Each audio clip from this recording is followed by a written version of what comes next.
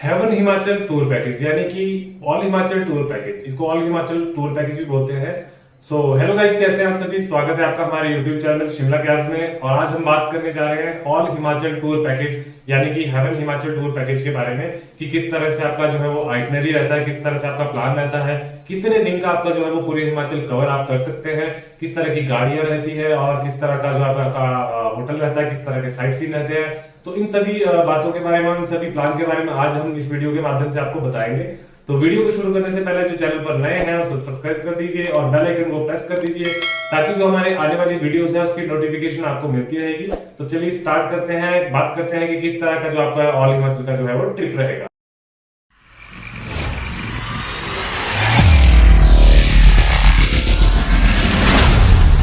जैसा कि मैंने आपको पिछली वीडियो में बताया था कि जो है वो शिमला मनाली का जो ट्रिप रहता है वो 6 दिन का रहता है। इस बार हम ऑल हिमाचल की बात करें तो ऑल हिमाचल में आपका जो है वो 4 या 5 प्लेसेस आते हैं, जो कि है शिमला, मनाली, कसौल, धर्मशाला, डलहौजी।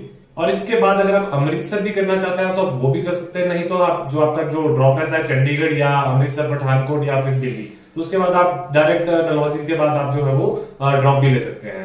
तो इस तरह का जो है ट्रिप रहता है। और कितने दिन का आपका ट्रिप रहता है तो बताते हैं कि आपको कम से कम 8 से 9, 9 से 10 दिन, 8, 9 या 10 दिन, इतने दिन आपको लेके चलने पड़ते हैं पूरा हिमाचल कवर करने के लिए।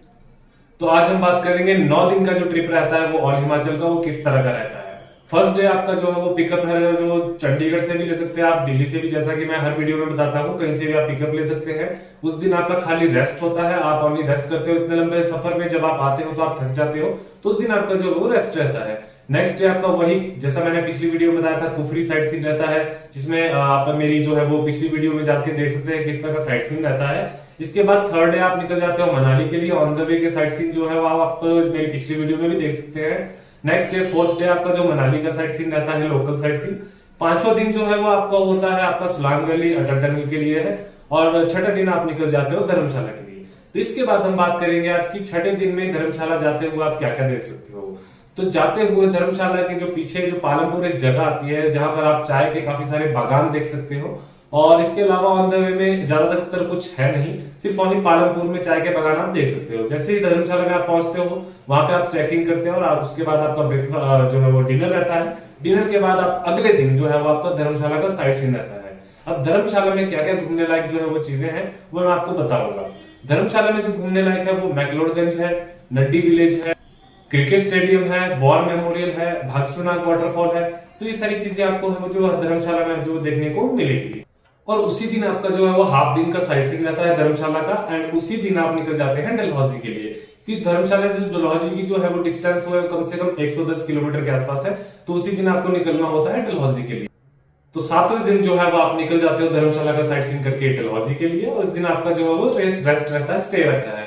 डिनर करके अगले दिन आपका जो है वो साइट सीन रहता है डलहौजी का, जिसमें आता है आपका मेन जो स्पॉट है वहां पे, 1-2 स्पॉट है वहां पे, ज्यादा स्पॉट घूमने लायक नहीं। जो मेन स्पॉट है वहां पे जो है वो खजियार है। आप सभी को वैसे भी पता होगा कि डलहौजी में क्या क्या घूमा जाता है। खजियार है, काला टॉप है, वाइल्ड लाइफ सेंचुरी जैसे मॉल रोड भी, आप काफी सारी चीजें वो घूम सकते हैं।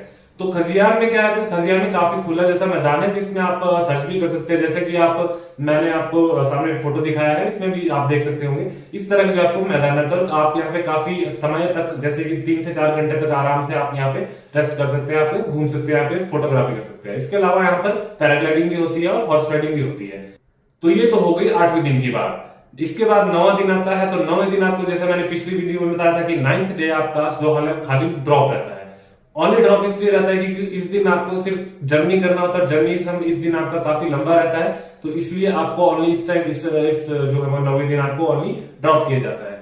तो इस तरह का जो है वो आपको 9 दिन का ऑल हिमाचल का ट्रिप जो है वो कर सकते हैं।